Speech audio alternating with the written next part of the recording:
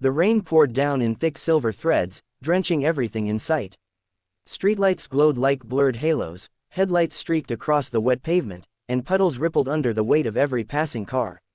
The storm had washed the city in loneliness, and the world felt like it was holding its breath. Matt was driving home from work, hands gripping the wheel, shoulders stiff from another day spent in a cubicle that drained more life than it gave. The windshield wipers struggled to keep up with the storm, dragging arcs of water from left to right. He thought about heating leftovers, maybe calling his sister, maybe just falling asleep on the couch like he usually did. That's when he saw her. A small figure at the curb. Soaked, trembling, lost. At first, she looked like nothing more than a shadow in the storm. Then lightning illuminated her for half a second. A little girl in a school uniform, a backpack slipping off her shoulder, her arms scratched, her hair plastered to her pale cheeks. She stood frozen in the rain, staring at the ground as if it were safer than the world around her. Matt hit the brakes hard, the tires skidding on the slick road. The car behind him honked angrily, but he didn't care. He pulled to the side, hazards blinking like desperate hands waving for attention, and stepped out into the storm. The girl looked up, her eyes, wide, hollow, too old for her small face, locked on his. "Hey," Matt said gently, crouching down so he wouldn't tower over her. His shirt was instantly soaked, but he didn't notice. "Are you okay?" Her lip trembled. Then she whispered, voice barely audible over the rain. "Please, help me. My mom's in danger." The words slammed into him like cold water. This wasn't just a lost child looking for directions. This was life or death. "What's your name?" he asked, steadying his tone the way his sister, a teacher, had once taught him. "Lila." "Okay, Lila, you're safe now. Where's your mom?" Her small hand pointed down a dark side street toward a sagging red house with a broken porch. The streetlights there flickered weakly, and shadows moved in its windows like restless ghosts. "She's in there," Lila whispered. "A man came. He's not her friend. He was shouting. She told me to run. She told me to find help." Tears mixed with raindrops on her cheeks. "I think he's hurting her." Matt's stomach clenched. "Do you know his name?" She shook her head. "But he's mean. And strong. Mom said never to let him in." But he knew about the key under the stone. Matt's chest tightened. He pulled out his phone, dialing 911 with shaky fingers. The dispatcher's calm voice guided him through it. Address, situation, possible domestic violence, injuries. "Units are en route," the dispatcher said. "Stay on the line. Do not approach." But as Matt slid back into the car with Lila, he couldn't take his eyes off the house. The porch light flickered. A figure moved inside. A woman's silhouette appeared at the window, her hand pressed against her ribs, her body sagging like she might collapse. Their eyes met across the storm. A silent plea passed between them. "Is that your mom?" Matt asked. Lila nodded furiously, clutching his sleeve. "Yes, that's her. Please don't let him hurt her anymore." Sirens were still minutes away. Matt knew 2 minutes in a situation like this could last forever. He told the dispatcher exactly what he saw, but his body was already moving, already deciding. The front door burst open. A man in a soaked flannel shirt stomped onto the porch. His jaw was clenched, his eyes wild.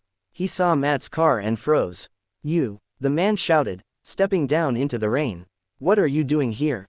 Mind your business." Lila shrank back, clutching the dashboard. "That's him," she whispered. Matt rolled the window down slightly, keeping his voice calm. "She's a child. She ran because she was scared. The police are on their way. Back off." The man sneered, his eyes flashing dangerously. "She called someone, didn't she? You think you're a hero? You'll regret it." Matt's pulse roared in his ears. He reached for the door lock just as the man lunged forward, yanking at the handle. Luckily, it was locked. Lila cried out. The sirens grew closer, still too far. Matt acted. He shoved the car door open hard, slamming it into the man's knees. The man grunted, stumbling back, but came at him again with fists swinging.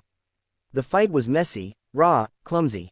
Rain made everything slick. Matt's shoulder exploded with pain as a punch connected. He shoved back, blocking another strike, fueled only by the thought of the terrified girl in the car. Then, red and blue lights painted the street. Police cars skidded to a stop, officers spilling out, shouting commands. The man froze, eyes darting like a trapped animal, then tried to run. He didn't get far. 2 officers tackled him to the ground, cuffs snapping tight. Paramedics rushed to the porch, where the woman, Ava, collapsed into their arms. She was bruised, her ribs likely cracked, blood soaking through her blouse. But she was alive, and her eyes, even through the pain, found Lila in the car. Relief spread across her face like sunlight breaking through the storm. "Mom!" Lila screamed, bolting into the rain. She threw herself into Ava's arms, clinging so tightly the paramedics had to work around her. Matt stood in the storm, shaking, bruised, soaked through. The police asked questions, took statements, assured him that he had done the right thing. Ava was taken to the hospital. Lila refused to leave her side, even as paramedics guided them both into the ambulance. Before the doors closed, Ava reached out with trembling fingers. Her eyes locked onto Matt's. "Thank you," she whispered. That night, Matt sat in his car long after the sirens faded, staring at the rain-slick streets. He had stumbled into someone else's nightmare, and somehow, just by choosing to stop, he had changed the ending. Weeks passed. Ava recovered slowly in the hospital, ribs healing, bruises fading. Lila stayed with her aunt until Ava was strong enough to leave. But they never forgot the man who had stopped that night in the rain. They asked for him by name, found his number through the police report, and called him just to say thank you again. Matt visited once, then twice, then more often. He brought flowers for Ava, books for Lila, coffee when exhaustion set in. The bond grew, first out of gratitude, then out of trust, and finally out of something neither of them dared name. Lila began drawing again, pictures of rain, of cars with headlights glowing, of a man kneeling in the storm and a girl reaching for his hand. "That's you," she told Matt proudly. "You're the hero." Matt shook his head. "No, Lila, I just did what anyone should have done."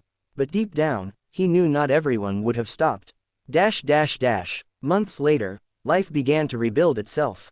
Ava moved into a safer apartment, one with sturdy locks and a porch that didn't sag. Lila started at a new school, her laughter slowly returning. And Matt found himself drawn into their lives, holidays shared, dinners cooked together, laughter that filled the spaces silence once haunted. On stormy nights, when rain hammered the windows, Ava sometimes reached for his hand. "Do you ever think about that night?" she asked. "Every time it rains," Matt admitted. She smiled softly. "Me too." And Lila, overhearing from her room, would call out with a giggle, "Don't forget the turtle stone. It keeps wishes safe." The three of them would laugh, and for the first time in years, the sound of rain wasn't something to fear. It was a reminder of the night their lives collided, of danger turned into safety, of strangers turned into family.